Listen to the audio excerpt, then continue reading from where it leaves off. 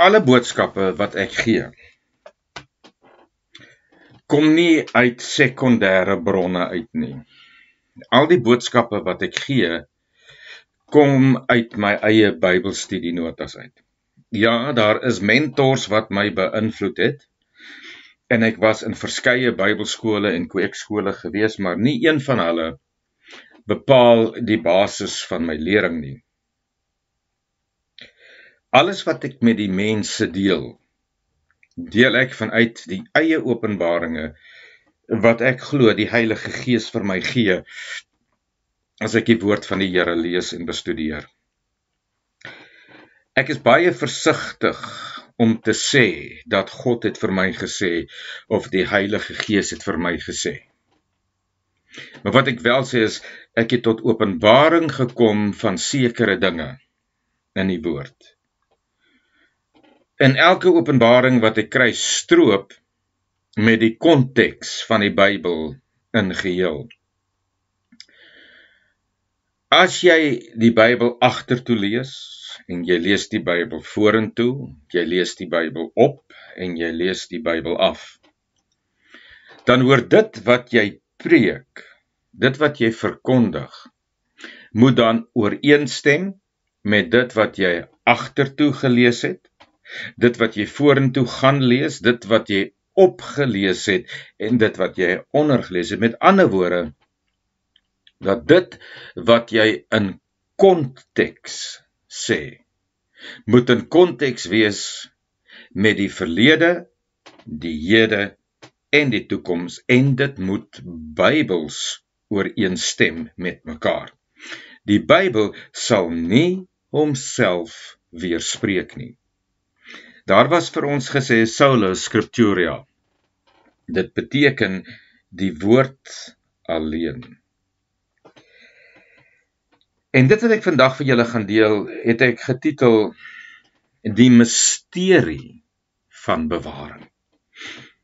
Want ek is heidaglik besig met 1 Korintiërs en ek het vasgehak by 1 Korintiërs 15 en elke keer as ek aangaan, dan kry ek iets nuuts. En daarom wil ek vir ons saam lees uit 1 Korintiërs hoofstuk 15 vanaf vers 25 en ek lees uit die 2020 vertaling. Want Christus moet as koning regeer totdat hy al die vyande onder sy voete gestel het. Die laaste vyand wat vernietig moet word, is die dood. Want hy het alles onder sy voete gestel. Maar wanneer hy sê dat alles onderwerp is dit duidelik dat dit met die uitsondering is van hom wat alle dinge aan Christus onderwerp het. Wanneer alles aan hom onderwerp is, sal die Seun homself onderwerp aan die een wat alles aan hom onderwerp het, sodat God alles in almal kan wees. Hierdie vers 28 is ons sleutelvers. Dan lees ons hierso, dat Paulus sê hierso, ons vat hom hierso so van vers 23, laat julle nie mislei nie, slegte geselskap bederf goeie sedes. Wees nugter in julle denke, soos dit hoort, en moenie sondig nie. Sommige van julle het helaas geen kennis van God nie. Dit sê ek tot julle skande. En dan gaan Paulus aan, en hy sê hierso, ons moet eers sterf, maar dit is nou iets vir later.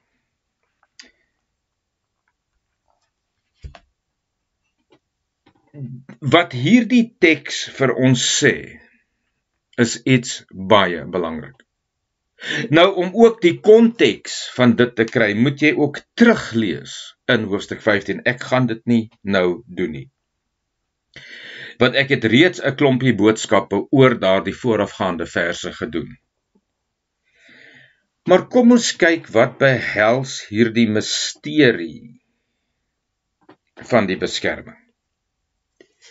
En as ons kyk na Genesis 2, vers 25, dan sal julle sien dat Genesis sê dat Adam en Eva was naak en onbeskaam in die ou vertaling. Hulle was naak, maar hulle was nie skaam vir mekaar gewees nie. Daardie konsep in die Hebreëus het 'n baie belangrike konsep en 'n baie intieme konsep met God. Nie met die mens of sy naaktheid of nudisme te doen nie. Daardie hulle was naak en onbeskaamd beteken in sy Hebreëse vorm dat Adam en Eva was in 'n sosiale kohesie met God gewees. Hulle was in 'n sosiale verbondenheid met God gewees. Hulle was onder sy sosiale kultuur gewees. Hulle was onder sy sosiale beskerming gewees. En hulle was onder sy sosiale gemeenskap gewees. Dit beteken dus eenvoudig dat God het die mens in homself bewaar. Toe hy die mens geskep het, het sy sosiale kapasiteit en sy sosiale realiteit hulle omvou en was hulle intiem deel van God gewees. Hy het met hulle gewandel in die tuin, hy het met hulle gesels, hy het met hulle gepraat, hy het met hulle fellowship gehad, soos ons kan sê, of hy het met hulle gesprekvoering gehad, hy het 'n sosiale kohesie met hulle gehad. Maar toe kry ons die volgende probleem wat opduik. Dat sê die Bybel vir ons in Jesegiel, dat Satan was ook in Eden gewees. Want hy was uit die hemel uitgegooi. Nou moet jy verstaan, die mens was daar onder die sosiale kohesie, kultuur, gemeenskap ensovoorts van God gewees. Hulle was in die sosiale kultuurstruktuur van God gewees, in 'n sosiale kohesie onder God se beskerming. Met ander woorde, binne in die sosiale standaard van God was hulle beskerm gewees, bedek en bewaar gewees. Maar toe verskyn Satan en hy gee vir hulle 'n keuse. Hy gee vir hulle 'n ultimatum in die tuin van Eden. Hy gee vir hulle 2 dinge om te besluit.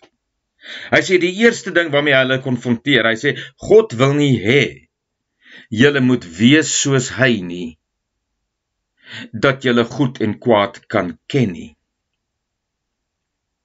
Maar tweedens, julle sal nie sterf nie, want julle sal soos God wees. Dis die ultimatum wat hy vir hulle stel, wat nie eintlik veel van 'n ultimatum is. Met ander woorde, hy sê vir hulle, julle het 'n keuse. Of julle bly in dit waar julle is en julle word nie soos God nie, of julle doen wat ek vir julle sê en julle word soos God. Gaan ons in Jesegiel in en ons lees verder ook in Jesaja in. Dan gaan ons sien dat die Here duidelik sê, want hy wou soos die Allerhoogste wees, en hy wou soos God wees, en hy wou God onttroon, toe gooi God hom af aarde toe. Dit is veronderstel om algemene kennis te wees. Maar nou kom Satan en hy stel hierdie ultimatum, of julle bly in die sosiale kohesie met God, of julle word soos God. Wat doen hulle? Hulle luister na Satan, hulle gehoorsaam Satan, eet van die verbode vrug en wat gebeur? 'n baie belangrike ding, die mens word wedergebore uit Satan se lewe. Dit het 'n verrykende gevolg gehad, nie meer was die mens volgens die beeld en die gelykenis van God nie. God het hulle nie beskou as naak nie, hy het hulle nie beskou as kaal nie. Hy het hulle beskou as deel van hom. Hy het hulle beskou as een met hom, in sy sosiale omstandigheid, in sy sosiale kultuur, in sy sosiale wese. Dit het hulle beskou as een van hulle. Hy het hulle nie naak beskou, met ander woorde, buite of weg van God nie. Nou hierdie vers sê vir ons, toe Adam die geluid van God gehoor het in die tuin, het hy weggehardloop.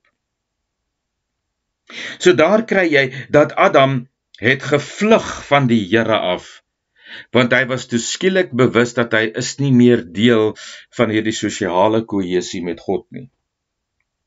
Nou ken ons die storie.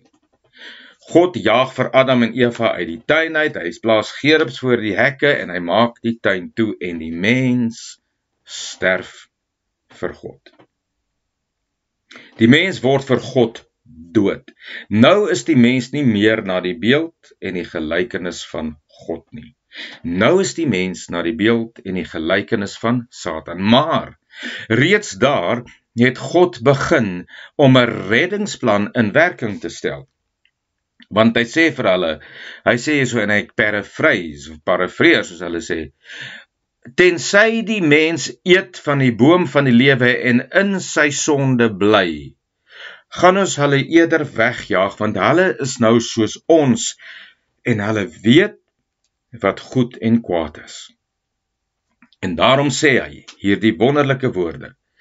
Hy sê en hy gaan vyandskap stel tussen die saad van die sonde en die saad van die vrou.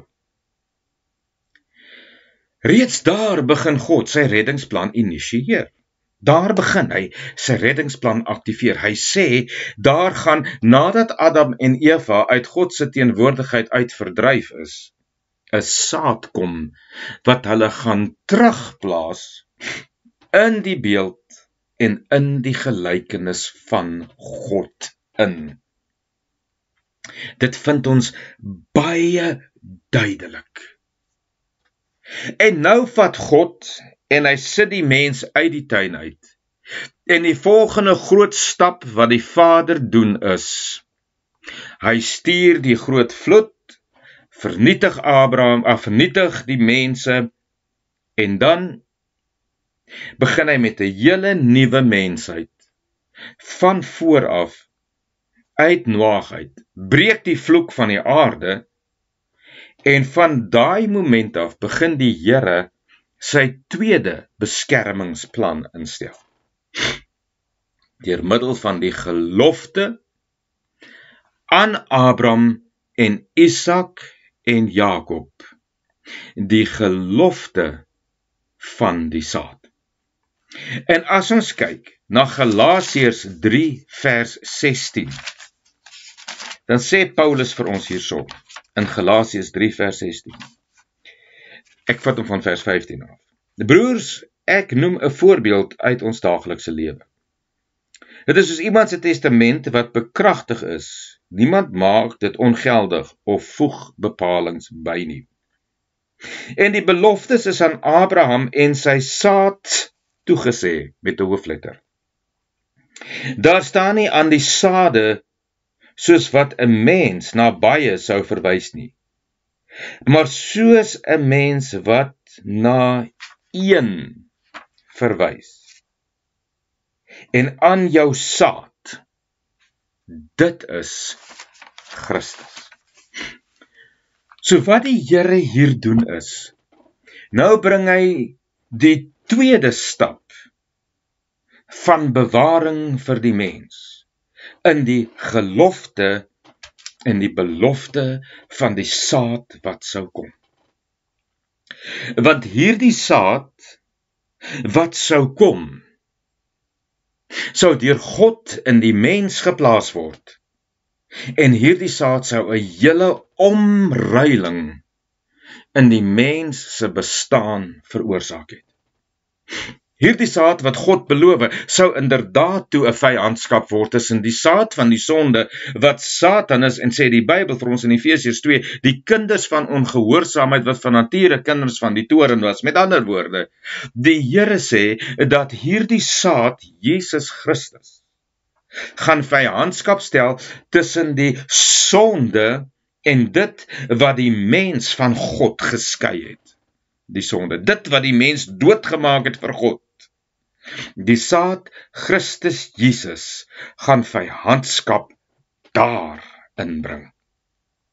En dis presies wat God gedoen het. Hy beloof die saad en die saad sou Jesus Christus word. Maar nou beweeg God verder aan.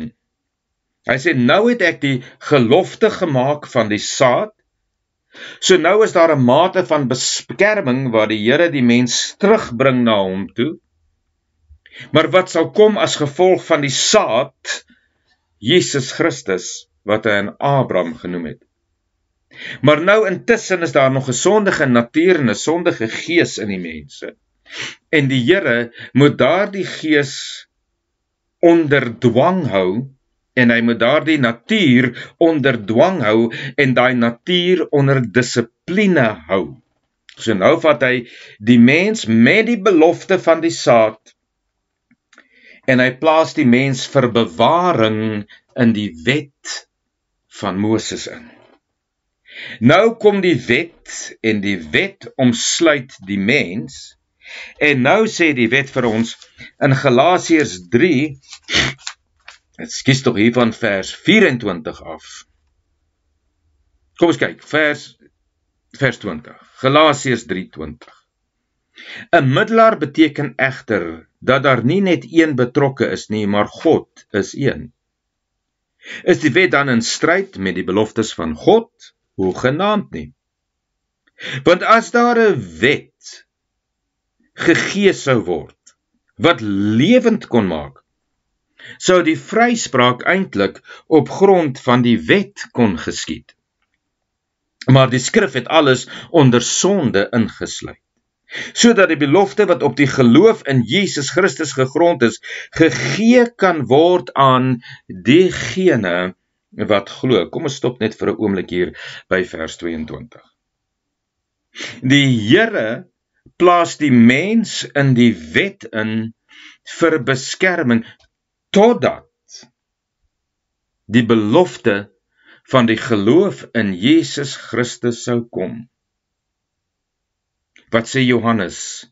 Want so lief het God die wêreld gehad, dat hy sy enige gebore seun gegee het, sodat elkeen wat in hom glo, nie verlore sal gaan nie, maar die ewige lewe sal hê, vir die wat in hom glo. Jy sê, jy's behou in die werke en die meriete van die wet, deur dit wat jy moes doen. Maar die wet was nog nie die saad nie. As daar 'n saad is, dan beteken dit daar is 'n lewe. Daar is 'n nuwe iets wat opkom. En dit is presies wat Paulus hierna verwys. Hy sê, jy is en ek is in die wet geplaas, totdat Christus sou kom. En dan gaan hy aan. Sodat die belofte wat op geloof in Jesus Christus gegrond is, gegee kan word aan diegene wat glo. Voordat hierdie geloof gekom het, vers 23 Galasiërs 3. Voordat hierdie geloof gekom het, was ons onder die toesig van die wet ingesluit, met die oog op die geloof wat in die toekoms geopenbaar sou word. Die wet was dus ons oppasser, met die oog op Christus, sodat ons deur geloof geregverdig kan word. Maar nou dat die geloof gekom het, staan ons nie meer onder die toesig van die oppasser nie. So nou plaas die Here die mens en sy geheel natuur in die wet in, en hou die wet deur middel van dissiplinering en tug, en die vrees van bestrawing en die vrees van verdrywing uit Israel uit, hou die wet die mens eintlik gebonde, totdat Jesus Christus sou kom, wat die wet sou vervul en daarin tot niet maak en op 'n einde bring, dat daar nou deur middel van geloof in Christus Jesus sou plaasvind.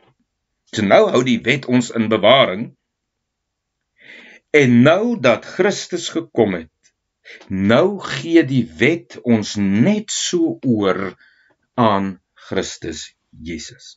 Die Bybel sê vir ons in Efesiërs 1 vers 4 dat Christus is uitgekies voor die grondlegging van die aarde om ons rein en heilig in liefde voor God en onberispelik voor God te stel, sê in Kolossense.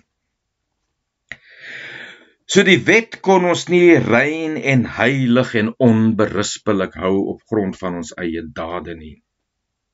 Daarom gee die wet ons oor aan Christus, sodat hy ons rein en heilig kon hou. Want hoekom gee die wet vir ons oor in Christus en is ons nie meer in bewaring onder die wet nie?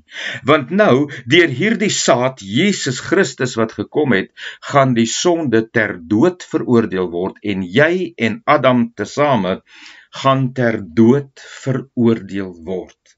Maar nou sê die Bybel vir ons verder in Hebreërs hoofstuk 1 en Hebreërs hoofstuk 2 en veral as jy in die Amplified Bybel lees, die ou Amplified Bybel, dan gaan jy sien dat die dryf van alles, die beheer van alles, die bestuur van alles, die regulering van alles, van profeseë tot beproewinge en tot versoekinge, tot oorloë, tot gerugte van oorloë, tot vulkane en orkane en tsunamies en al daardie goeters, word gedryf deur Christus Jesus. God het dit klaar in plek gestel, sê hy vir ons in Hebreërs 2. Hy het dit klaar in plek gestel. Maar vir Christus om nou te orkestreer en vir Christus om nou te hanteer. Nou moet Christus al hierdie profeseë vervul. Selfs van sy koms, sy dood, sy opstanding, sy hemelvaart en dan die finale oordeel op die dag van die Here. Nou moet Jesus Christus as die lewende God in die hemele alles reguleer soos wat God dit besluit het. Want God, sê die Bybel, het gesit en gaan rus van sy werke, maar alles aan Christus oorgegee. Nou moet Christus alles organiseer, dryf, bestuur, reguleer en orkestreer. En dit in werking stel. Maar terwyl, nou moet jy kyk, aan hierdie een kant bo het jy al die profeseë en werkinge wat God aan Christus oorgee het wat hy moet vervul, maar binne in hierdie lyn, onder hierdie lyn, is ek en jy in Christus. En ons is in Christus, in bewaring van al die dinge. As ek praat van ons, wat in Christus is, dan is dit nie 'n universele ons nie. Dit is nie die elke ons van elke persoon in hierdie wêreld nie. Dit is die wat in Christus Jesus geglo het, en nie op hulle eie meriete en hulle eie werke gefokus het nie. En dit is belangrik. Want die wet het ons in bewaring gehou totdat Christus sou kom.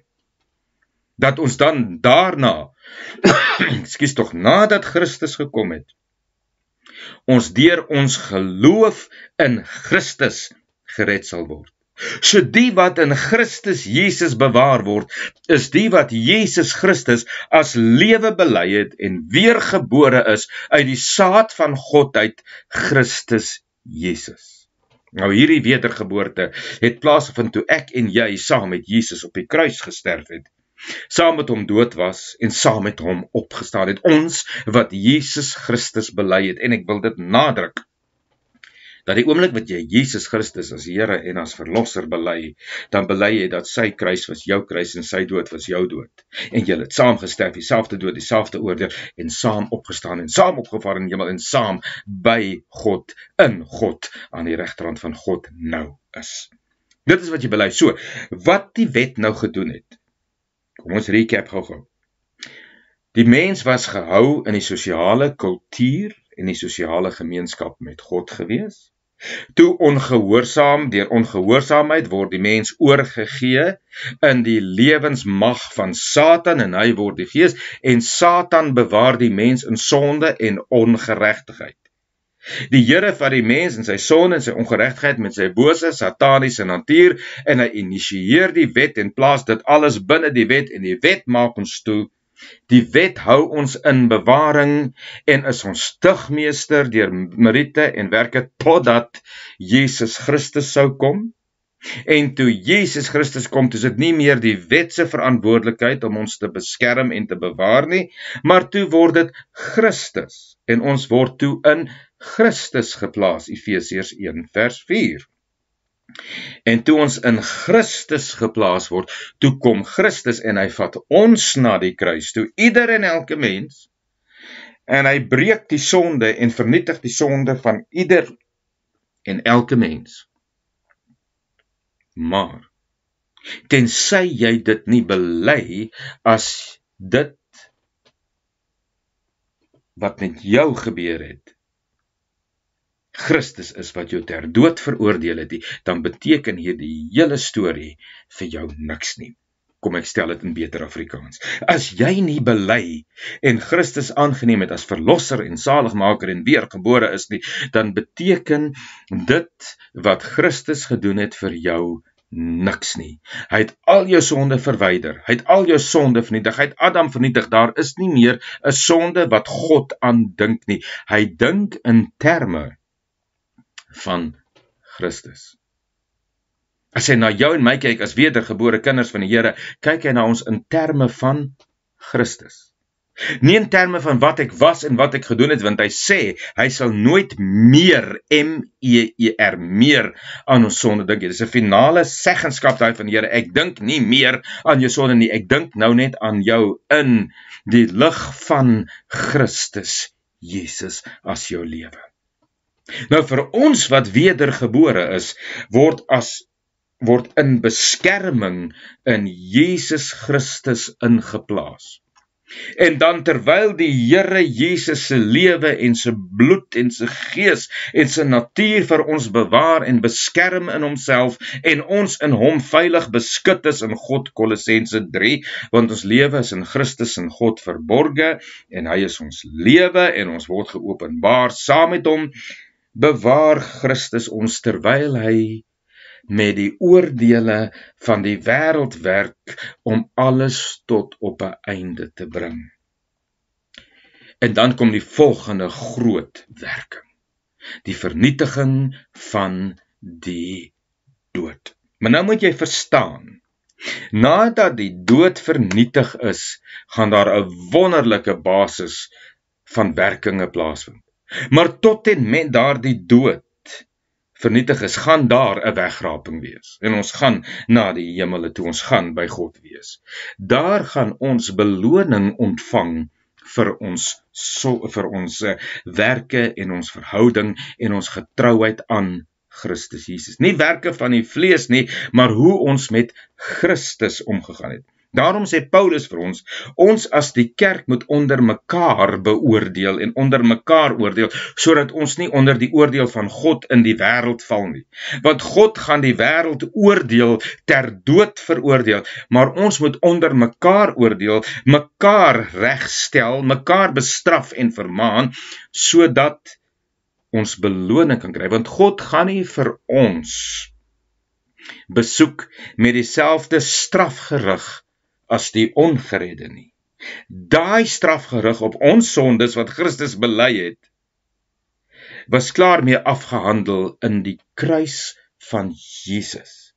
Maar nou moet ons onder mekaar beoordeel en oordeel en mekaar aanmoedig. Want as die dood vernietig is, die finale vyand, die dood, as dit vernietig is, dan kry ons beloning. Maar die wêreld kry hulle oordeel. Nou terwyl ons in hierdie Christus bewaar en beskerm word, het die Vader vir ons die Heilige Gees gestuur. En in opdrag van die Vader, deur die opdrag van Christus gegee aan die Heilige Gees, lei die Heilige Gees ons in alle heiligheid, alle waarheid en alle geregtigheid. Ons word beskerm en bewaar in Christus Jesus, want die Heilige Gees werk in ons sielsdimensie. Hy werk met ons sielspersoon en hy openbaar hierdie Christus aan ons en ons leer hierdie Christus ken. En soos ons hierdie Christus in ons leer ken en ons wat in Christus is leer ken, so begin ons die Vader leer ken. Maar terselfdertyd hou die Here Jesus ons in beskerming en bewaring in hom. Ons is nie meer onder die beskerming en die bewaring en die toesig van die wet nie. Ons is nie meer onder die tugmeester nie, ons is nou onder Christus. Ons gaan nie geoordeel word met dieselfde oordeel van die wêreld nie, maar as ons gaan bly verkeerd tree, gaan Vader ons tugtig. Ons kry 'n tugtiging, nie 'n veroordeling nie, waar die wêreld nie 'n tugtiging kry nie, maar 'n veroordeling. Wat is die tugtiging? Dat ons by God kan uitkom in waaragtige toegewydheid, waaragtige diens en waaragtige liefde. Maar Christus bewaar ons. En as die dood nou finaal vernietig is, dan kom die groot wit troonoordeel. En die wat Christus nie bely het nie, gaan hel toe. En daar gaan hulle vir ewig wees. Dan gebeur iets wonderlik. Ons kry ons verheerlikte liggaam. Hoekom kry ons daai verheerlikte liggaam dan? Want dan sê Christus, julle die Vader nou deur my en deur die Heilige Gees geleer. Christus het alles vervul wat die Vader aan hom onderwerp het. Hy het elke profesie vervul. Die wêreld het op 'n einde gekom. Alles is tot niet gemaak. En dan sê die Bybel vir ons hierdie volgende wonderlike woorde in 1 Korintiërs 15, as ek net daarby kan uitkom, vanaf vers 25 af. Nou kyk ons hierso. Dan praat hy hierso, as ek dit net gou kan kry vir julle.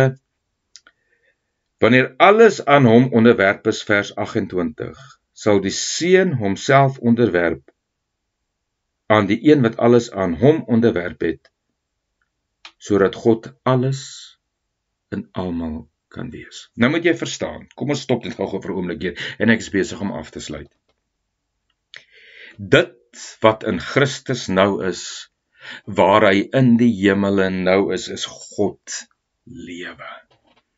Suiwer, ontsaglike, wonderlike en waaragtige God lewe.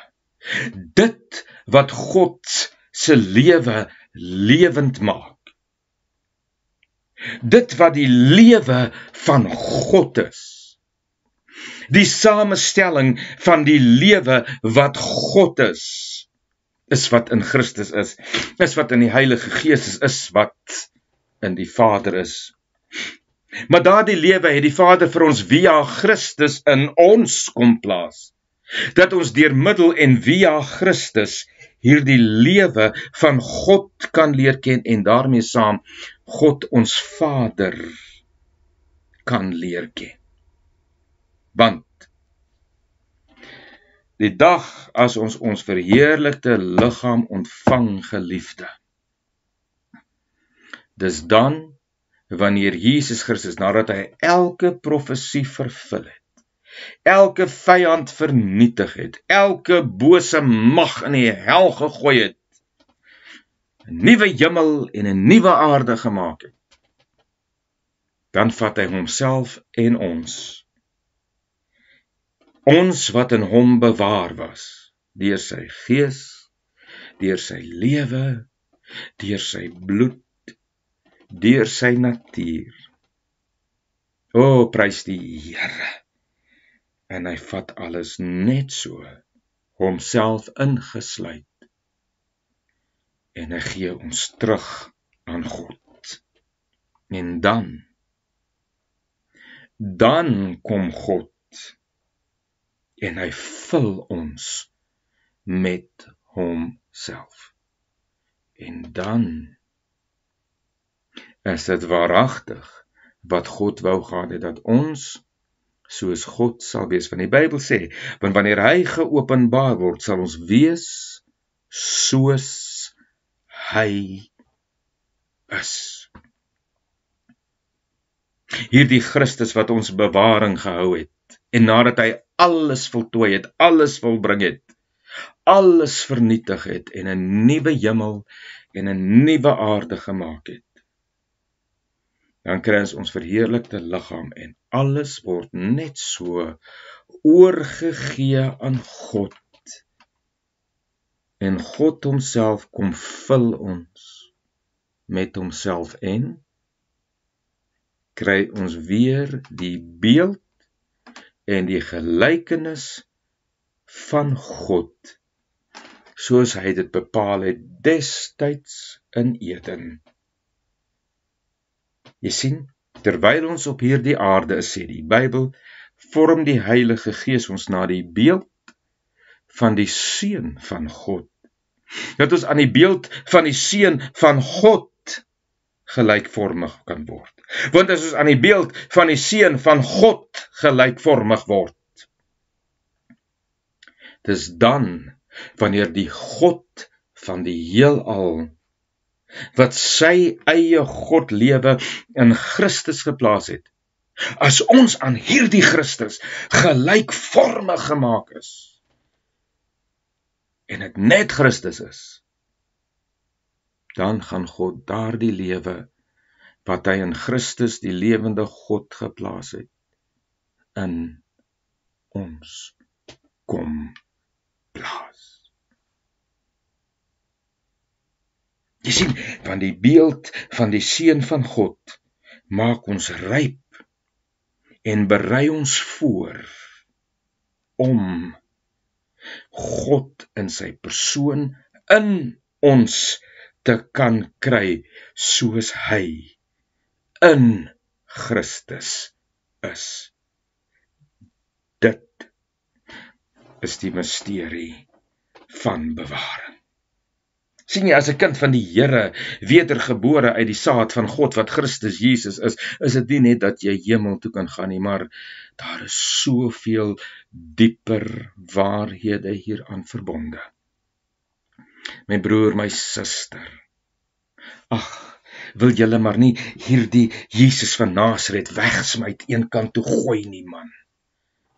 En kom by hierdie lewende Christus, wat ons in hom ingeneem het, en wat homself by ons kom inplaas het, dat hy ons kan formeer deur die Heilige Gees na sy beeld, so die dag as ons verheerlikte liggaam kan ontvang, dan kan God soos hy is nou, en homself in Christus is, ook in ons kan wees.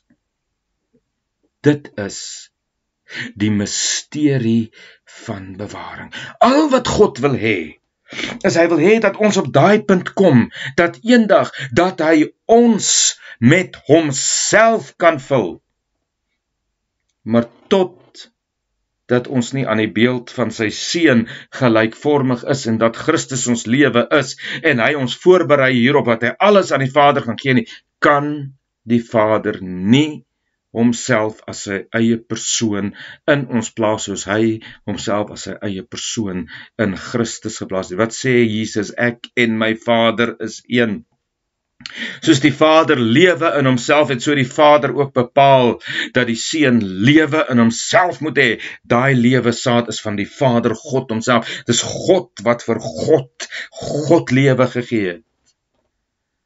En hy sê, en ek wil hê, jy en ek, geliefde, moet ook daardie Godlewe eendag in ons hê, soos dit nou in Christus teenwoordig is en altyd sal wees. Maar tensy jy nie wedergebore word nie, sal jy die koninkryk van God in der ewigheid nie sien nie. En dan, tweedens, tensy jy nie deur die lewe van Christus gered word nie, sal jy dit nooit kan ervaar nie. En derdens, tensy jy nie die kruis van Jesus as jou finale dood en oordeel aanvaar het, gaan jy nooit kan kom tot die volheid van die Godheid in Christus Jesus nie. En vierdens, tensy jy nie gekom het na die dood op daardie kruis en Christus se dood en oordeel joune gemaak het nie, gaan jy altyd in 'n worstelstryd wees met Adam, en dis onnodig. Want Adam is vernietig en uitgeroei. Jy's nie meer volgens die beeld van Adam nie. Na Satan was jy nie meer in die beeld en die gelykenis van God nie. Jy was in die beeld en die gelykenis van Satan gewees, maar nou sê die Heilige Gees vir jou, dat in Christus word jy gevorm na die beeld van die Seun van God, sodat eendag, wanneer Jesus Christus alles aan die Vader gaan oorgee, die Vader, God homself, sy lewe by jou gaan kom inplaas en jou met hom self vul. En dan gaan jy waaragtig na die beeld en die gelykenis van God herstel wees. Satan het dit nie geweet nie. Dank die Here vir die reddingsplan wat Vader God geïnisieer het vanaf Genesis tot en met daardie dag, as ons verheerlikte liggaam ontvang en Christus ons oorgee aan God, homself oorgee aan God, dat God alles en almal met homself kan vul. Die Here seën julle. Like, subscribe en stuur aan. Totsiens.